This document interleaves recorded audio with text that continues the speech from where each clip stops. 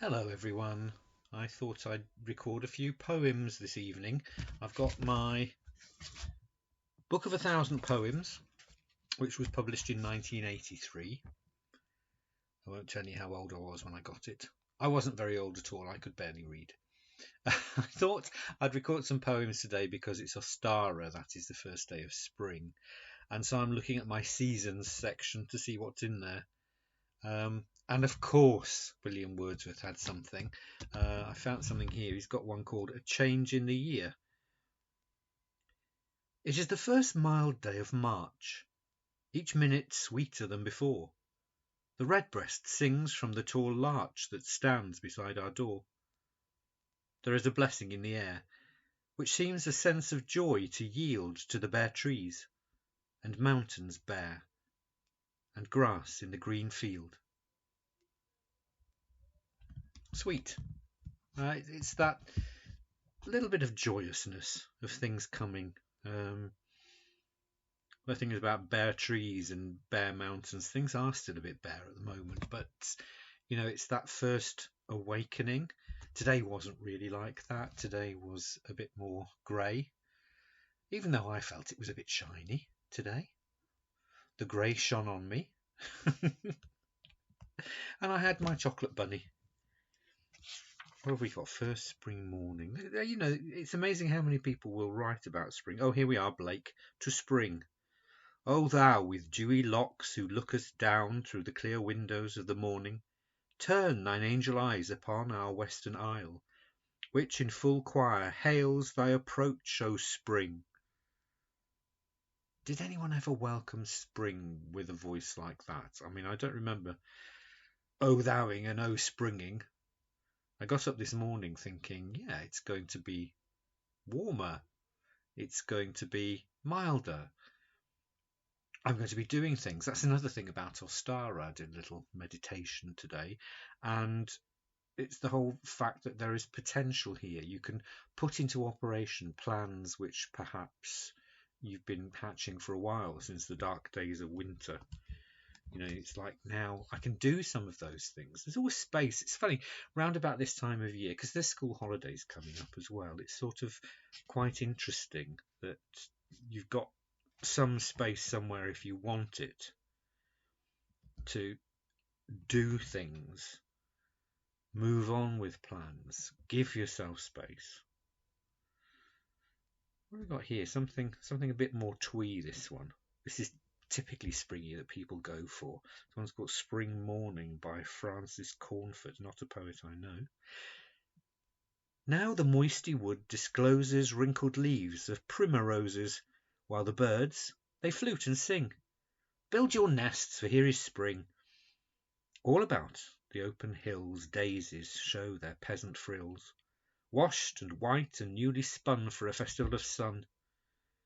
Like a blossom from the sky drops a yellow butterfly, dancing down the hedges grey, snow bestrewn till yesterday. Squirrels skipping up the trees smell how spring is in the breeze, while the birds, they flute and sing. Build your nests, for here is spring. Oh, Francis, bless. Like I said, bits of it are twee. Bits of it's interesting. There's that whole there's something where it says about snow bestrewn till yesterday. Well, climate change has sort of put paid to that at the moment, but I can remember March snows. I can remember years ago being snowed in to the village in Cambridgeshire where we lived for nearly a week one March. You can't imagine that now. I'm not quite sure about daisies and their peasant frills. It's one of those poems. There are bits in it and you think, It's the sort of thing people like to give kids to read out because they think it's nice.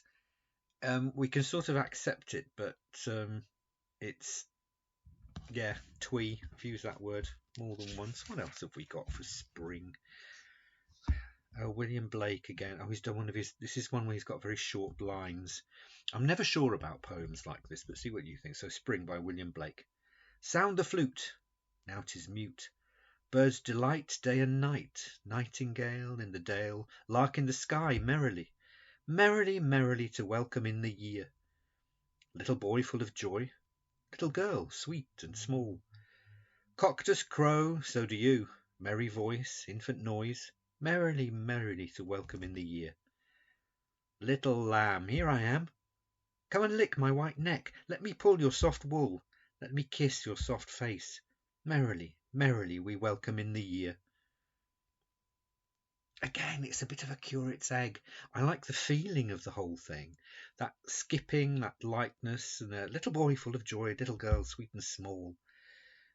And then he sort of goes from what's sort of an adult voice to that whole childish type voice. Little lamb, here I am. Come and lick my white neck. Let me pull your soft wool. Let me kiss. Let me kill. Ooh, no, not that. Let me kiss your soft face. It's, yeah, leaping from one voice to another. It's another of those things. That's why, again, I'm not a big lover of studying poetry for its inner meanings. It's all right to discuss them, but actually, they were written to be heard. Oh, here's one. The Magic Piper, E.L. Marsh. Don't know this one either. See what you think of this one for spring. There piped a piper in the wood strange music, soft and sweet, and all the little wild things came hurrying to his feet. They sat around him on the grass, enchanted, unafraid, and listened as with shining eyes sweet melodies he made. The wood grew green, and flowers sprang up. The birds began to sing, for the music it was magic, and the piper's name was Spring. Not bad, not bad. Again, am I a miserable so-and-so? I have my reservations about things like this. I suppose if you were doing a load of different things in a recitation, you were doing all these poems together, they're quite uplifting. I don't know what you'd put between them. I'd probably put readings between them, or get people to write their own monologues and observations about the time of year. Very interesting, though, altogether. The mix of poetry you can find. I'd be interested to know your thoughts about those ones. I've just picked them out at random. You can probably hear me flicking through the book as I go along. Thank you for listening. Let me know what you think.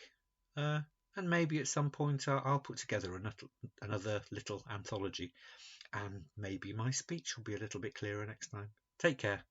Speak to you soon.